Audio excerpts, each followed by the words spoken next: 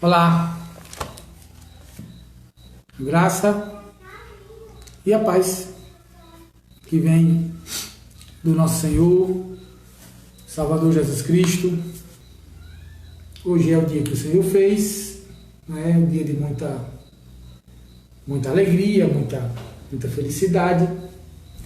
A Bíblia diz que nós devemos nos alegrar, também devemos nos regozijar neste dia. Eu quero começar esse momento com uma oração e pedir a você que, se você puder orar comigo, concordar com essa oração, né? Baixar sua cabeça, fechar seus olhos, para nós estarmos juntos aqui, orando ao Senhor, elevando os nossos pensamentos ao Senhor. Vamos orar. Pai amado, muito obrigado por tuas misericórdias que não têm fim. Muito obrigado por teu amor, pela paz que o Senhor nos dá. E nós pedimos ao Senhor que o Senhor esteja nos abençoando nesse momento com o entendimento da tua palavra, que nós possamos, ó Deus, entendê-la, guardá-la no coração para pecar menos contra o Senhor. Abençoa cada pessoa que está vendo esta live, suas famílias, ó Deus, aqueles que estão com dores, que estão aflitos, que o Senhor esteja visitando, derramando graça sobre cada um. Muito obrigado por tudo, no nome de Jesus. Amém. Agora quero convidar você a abrir as Escrituras Sagradas, se você tiver com a Bíblia perto de você. Romanos capítulo 13, e nós vamos ler a partir do versículo 11. Romanos 13, 11. Está assim escrito: E digo isto a vós outros que conheceis o tempo, já é hora de vos despertardes do sono, porque a nossa salvação está agora mais perto do que quando no princípio cremos. Vai a alta noite e vem chegado o dia. Deixemos, pois, as obras das trevas e revistamo-nos das armas da luz. Andemos dignamente como em pleno dia, não em orgias e bebedices, nem impudícias e dissoluções, não em contendas e ciúmes, mas revestivos do Senhor Jesus Cristo, e nada disponhais para a carne no tocante às suas concupiscências. A vida cristã é assim. O cristão tem uma natureza pecaminosa, mas ao mesmo tempo regenerado. Ele tem uma natureza pecaminosa, foi justificado pela morte de Cristo. Não é? Ele não é justo, mas foi justificado, é diferente. Ele tornou-se, a morte de Cristo o tornou justificado. Ou seja, todos os pecados que faziam parte da vida de um cristão e que fazem e que farão, veja, são todos os pecados. Aí nós não estamos falando de um pecado do passado ou de todos os pecados do passado, mas a morte de Cristo, ela foi efetuada para a remissão de todos os pecados do passado, do presente e do futuro. Todos os meus pecados que cometi, os que cometo e que cometerei, segundo o apóstolo Paulo, que estavam escritos numa cédula, com a morte de Cristo, essa cédula foi rasgada. Isso é verdade. Miqueias, falando ao povo da sua época, Miqueias diz que Deus pega os nossos pecados e lança nas profundezas do mar, e desses pecados ele não lembra mais. Provérbios 28:13 vai dizer que aquele que esconde as suas transgressões nunca prosperará, mas os que as confessa e deixa alcançará a misericórdia. João, na sua primeira carta, né, quando falamos que nós não somos pecadores, somos mentirosos, fazemos também de Deus mentiroso, ele diz que se nós confessarmos os nossos pecados, Deus é fiel e justo para nos perdoar os pecados e nos purificar de toda a injustiça. E mais à frente, no capítulo 2 dessa mesma carta, ele diz assim: filhinhos, estas coisas eu vos escrevo para que não pequeis. Porém, se todavia alguém pecar, temos o advogado junto ao Pai, Jesus Cristo, o justo. Então, os nossos pecados, de fato, eles estão todos perdoados, eu não tenho nenhuma dúvida. O grande problema não estão os pecados perdoados, porque Cristo já resolveu isso por nós, né? Ele já venceu a morte por nós. O apóstolo Paulo pergunta: onde está a morte, a tua vitória? Onde está a morte, o teu aguilhão? Então, ele já venceu a morte por nós. Mas é a forma como a igreja vai andar depois que há uma conversão e a habitação do Espírito Santo. Porque isso é muito difícil para o cristão entender. Porque a sua natureza pecaminosa o liga muito às coisas da terra. Então ele tem uma natureza pecaminosa e como ele mora, né, aqui na terra, ele vive aqui na terra. E ele precisa trabalhar para poder sustentar a sua família. Ele tem família para se preocupar. Alguns ainda têm os netos, né, para se preocupar. Ele acaba se preocupando muito com o futuro e acaba colocando os pés muito aqui na terra. E aí, quando nós tiramos o foco de Deus e colocamos os nossos olhos na terra, certamente nós não andaremos de forma digna como deveríamos andar, porque o nosso foco muda. O nosso foco ele está voltado para as coisas efêmeras da vida. E aí, quando nós tiramos o foco dos céus e colocamos o foco na terra, nós só conseguimos vislumbrar aquilo que nós vemos, aquilo que nós pegamos. E aí, quando nós vislumbramos, né, aquilo que nós vemos e aquilo que nós pegamos, nós desejamos aquilo para cada um de nós. E aí, o céu vai ficando mais longe, no sentido do desejo de estar com Cristo. As coisas espirituais vão ficando mais escassas na nossa vida. E nós começamos a lutar por coisas terrenas e os nossos ideais passam a ser coisas terrenas e não coisas celestiais.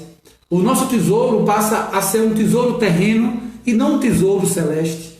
E aí essa distância do celestial faz com que nós apenas olhemos e vislumbramos aquilo que nós desejamos no sentido de ver aqui na terra.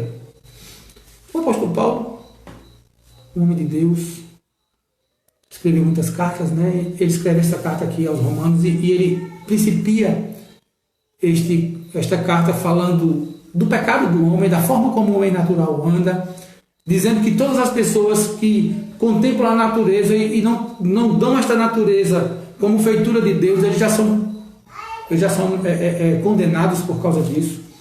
E ele vem trazendo uma teologia da salvação, né? E quando chega aqui no capítulo 13, ele começa a falar da liderança, dizendo que todas as pessoas, não só as pessoas que são religiosas, não só os líderes religiosos, mas todos os líderes, todos eles são instituídos por Deus, e a igreja precisa orar por esses líderes. Ele que diz, por exemplo, a começar dos vereadores da nossa cidade, nós precisamos aprender a orar por esses vereadores, a orar pelo prefeito, orar pelos deputados, não é? Os senadores, o presidente, todas as lideranças, elas precisam da intercessão da igreja, e o apóstolo Paulo vai ensinar aqui no capítulo 13 que esta oração e este respeito existe para que a gente possa viver em paz.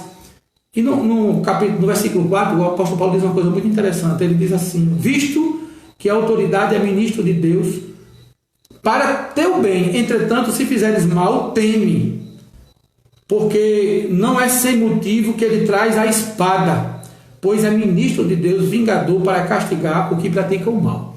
Mais à frente, a partir do versículo 8, né, depois que o apóstolo Paulo ensina que nós devemos pagar os tributos devidos ao Estado, aí o apóstolo Paulo diz assim, olha, você não pode dever nada a ninguém. E aqui ele não está falando apenas de dívidas na questão de tesouros, né, na questão financeira, mas ele está falando na questão do amor, ele está falando na questão das relações interpessoais, porque mais à frente ele vai dizer assim, existe uma lei, não é? Não adulterar, não matar, não furtar, não cobiçar, e o mandamento é amar ao próximo como a ti mesmo. Ele traz o resumo desta lei, e depois é assim, o amor não pratica o mal contra o próximo, de sorte que o cumprimento da lei é o amor.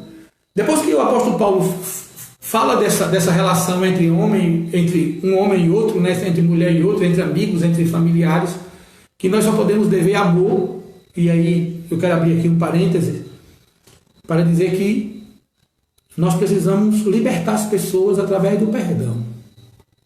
Porque quando nós não perdoamos, aquela pessoa está ligada a nós através de uma dívida que eu acho que ela tem comigo.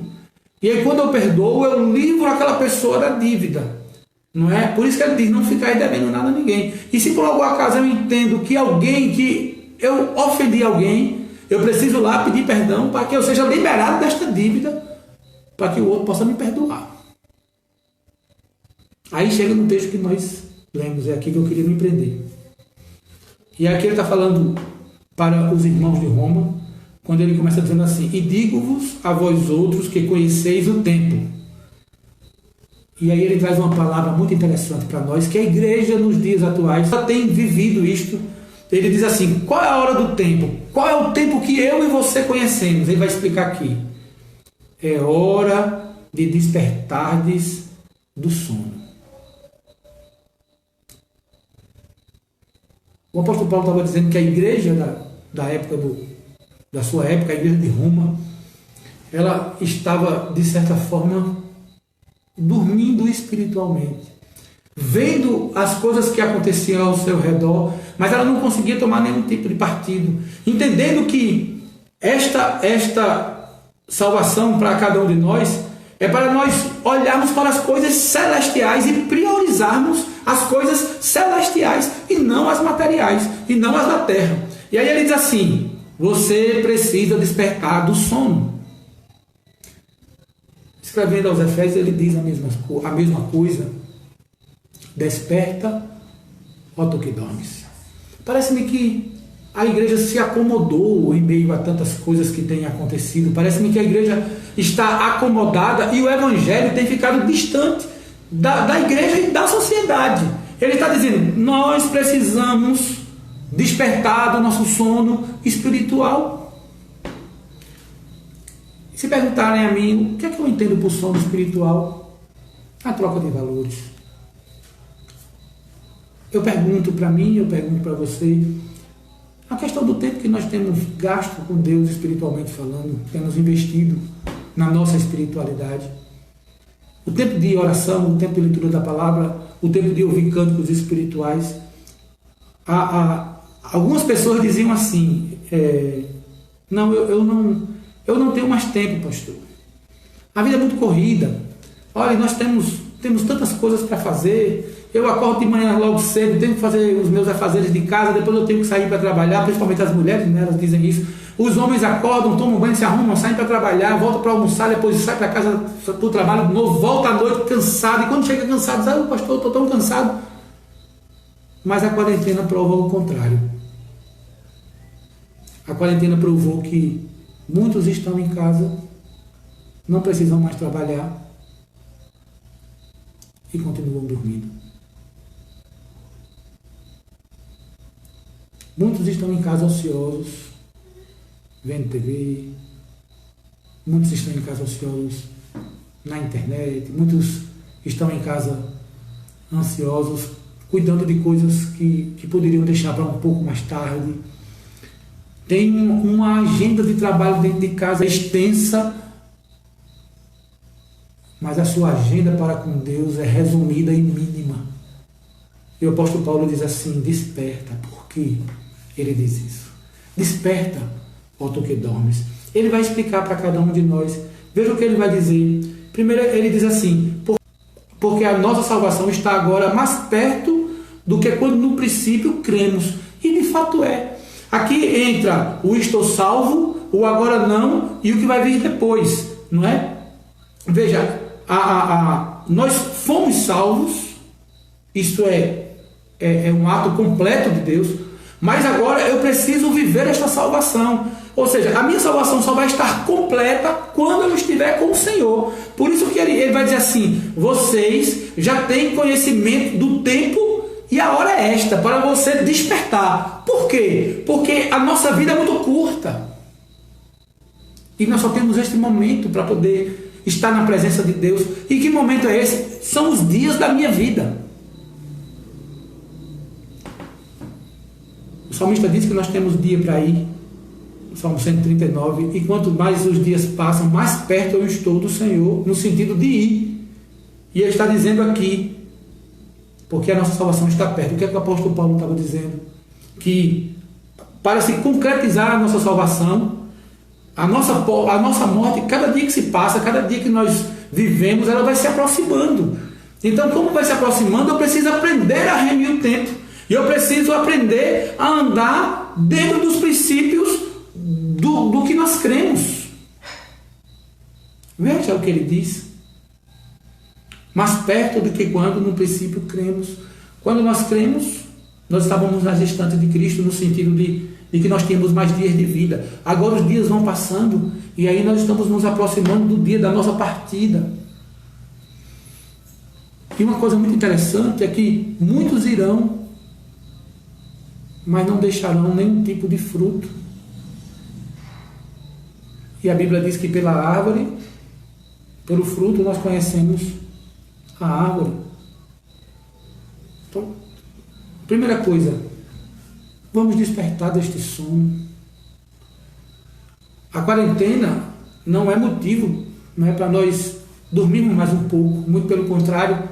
Se antes nós não tínhamos tempo, agora nós temos muito mais tempo. Eu não vou dizer que nós temos tempo de sobra, mas nós temos muito mais tempo. Porque as horas que nós tínhamos para trabalhar, nós estamos em casa de alguma forma e nem sequer podemos sair. Alguns estão em casa presos, trancafiados, não pegam nem na fechadura da porta, mas continua dormindo. O versículo 12 vai completar o versículo 11, quando ele diz assim: vai a alta hora e vem chegando o dia. O que o apóstolo Paulo está dizendo é que a nossa vida vai chegar, vai passando, né? E o sono, quando você dorme, normalmente nós dormimos à noite, então quando vai chegando o dia é hora da gente despertar. E aí ele vai dizer, olha, quando nós dormirmos, quando nós estamos dormindo, nós praticamos muito mais as obras da carne do que o fruto do Espírito. Quando nós estamos dormindo, nós praticamos muito mais aquilo que a carne quer que nós pratiquemos. O apóstolo Paulo, escrevendo aos Gálatas, no capítulo 5, ele vai dizer que há uma batalha interna dentro de nós tremenda.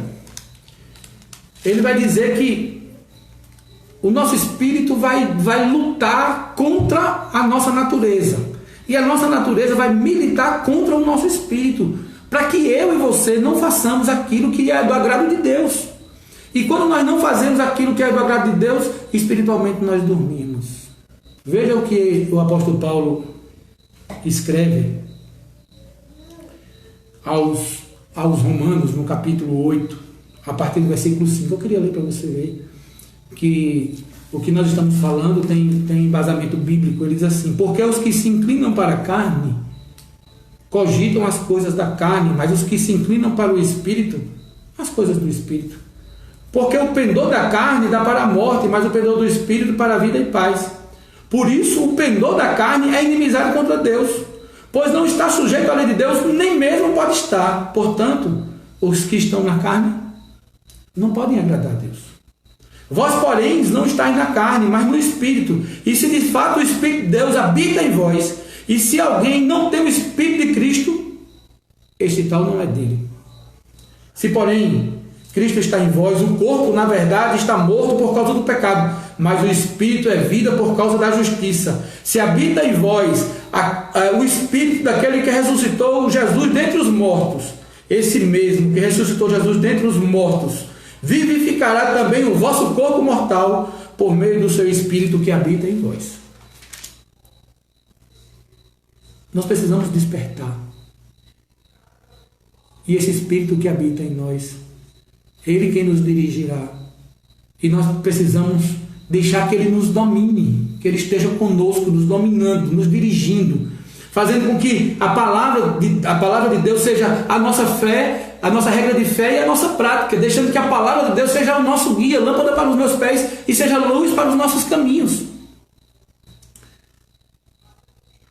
O dia está passando, a noite está passando, vai chegar o dia que nós vamos precisar acordar.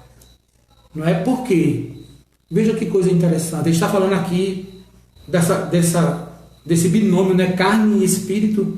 Ele diz assim, porque as obras são das trevas e nós precisamos nos revestir com as armas da luz.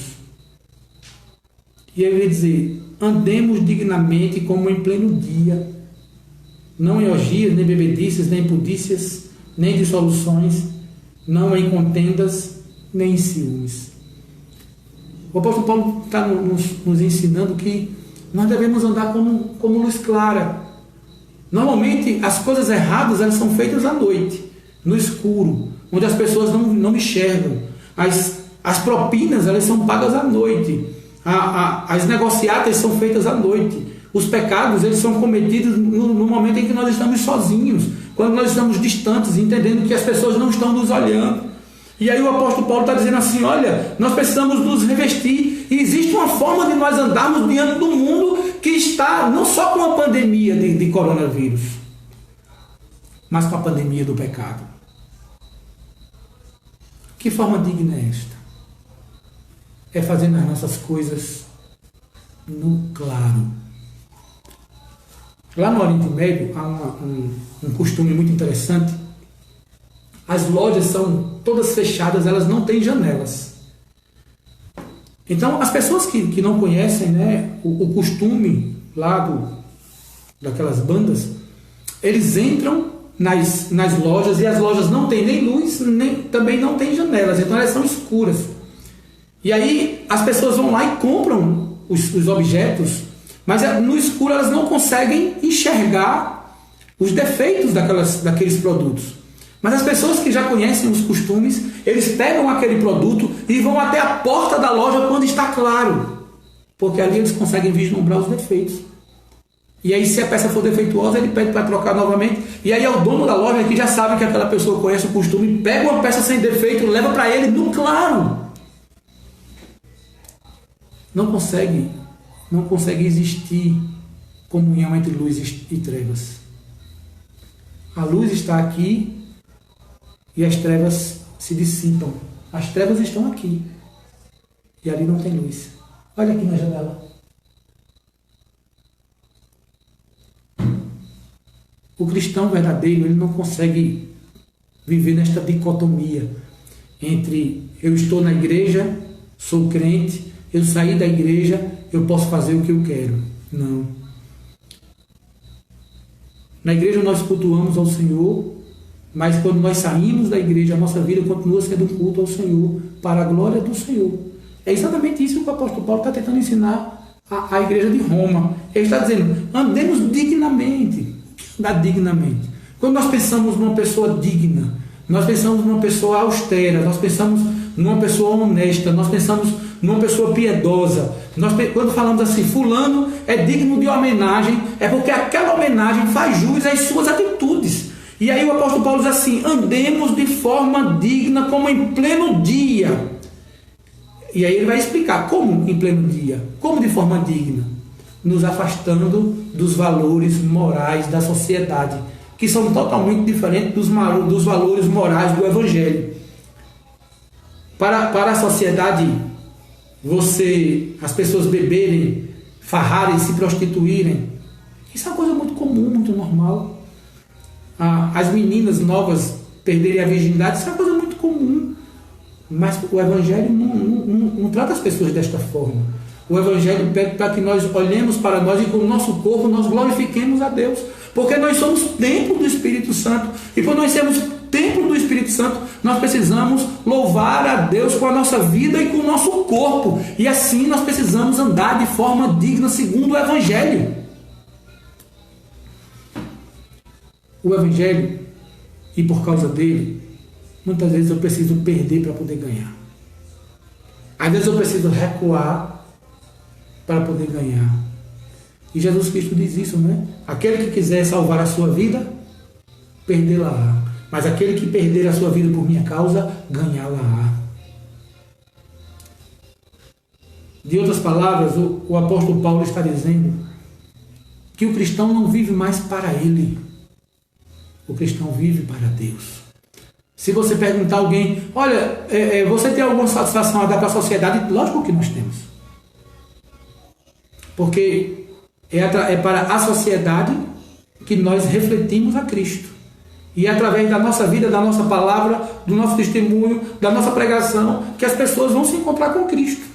Mas a minha satisfação muito maior é a Cristo que me salvou. O apóstolo Paulo, conversando com os presbíteros de Éfeso, ele vai dizer que nós não fomos comprados com prata e ouro, mas nós fomos comprados com o sangue de Jesus Cristo, que não tem preço, nenhum preço. Não existe preço que compre a minha e a sua salvação. Não existe riqueza que compre a minha salvação. Não existe mansão aqui na terra que se compare com as mansões celestiais que Cristo foi preparar para cada um de nós. Por isso é que ele diz, andemos de forma digna como na luz do dia. Dificilmente aqueles que têm vergonha, dificilmente aqueles que são cristãos, eles farão coisas erradas à luz do dia. Eles procurarão algum lugar oculto, escuro, para poder fazer as coisas que ele entende que são contrárias à palavra de Deus. Mas como é que eu posso fazer isso? Não é? Porque primeiro ele diz assim, você sabe o dia e a hora, você sabe que está chegando a hora de você se encontrar com Deus, por isso você precisa despertar. Depois ele vai dizer, presta atenção, que este seu sono noturno, o dia está chegando, Jesus voltará, e aí quando chegar, e aí? O dia está chegando.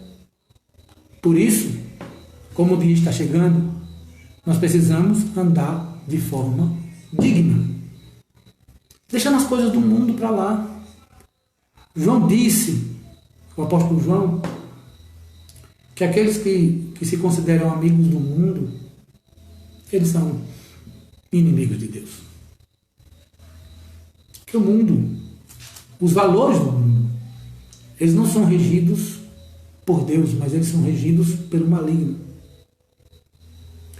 Que os valores do mundo são totalmente contrários aos valores do Evangelho. Então, ele vai dizer, andai de forma digna como em pleno dia. Não ande como à noite, como se você precisasse andar de noite, tomando cuidado por onde você anda e à noite você fazendo coisas erradas. Mas anda como a luz do dia, para que as pessoas possam ver as suas obras. E aí não é para que as pessoas glorifiquem a você, mas é que glorifiquem o vosso Pai que está nos céus. Foi assim que Jesus Cristo ensinou no Sermão do Monte. Assim brilhe diante dos homens as suas obras, para que glorifiquem a vosso Pai que está nos céus. Mas como eu posso fazer isso? Ele termina o texto dizendo assim, revesti-vos do Senhor Jesus Cristo, e nada disponhais para a carne no tocante às suas concupiscências. Revestir-se é você vestir por cima. Você tem uma natureza pecaminosa e agora você vai colocar Cristo como a sua roupa, como aquele que vai dirigir a sua vida, como aquele que vai viver para Cristo. Cristo, o apóstolo Paulo escrevendo aos Efésios, falando sobre essa questão, né, quando ele diz que o marido deve amar sua esposa como Cristo amou a igreja, e aí ele vai dizer que este amor de Cristo foi para que a igreja fosse sem mácula, sem ruga ou coisa semelhante, mas para a igreja ser santa. E aí, para eu ser santo, eu preciso mortificar a minha carne todos os dias. Veja, a mortificação da minha carne não vai acontecer de ano em ano, mas ela vai acontecer todos os dias, todas as horas, todos os minutos, todos os segundos, porque o velho homem vai sempre querer aflorar dentro de mim. E ele vai querer tragar o Espírito que habita em mim. Aí alguém pode dizer, mas pastor, que conversa é esta, né? O apóstolo Paulo é muito claro quando ele diz que nós podemos entristecer o Espírito Santo.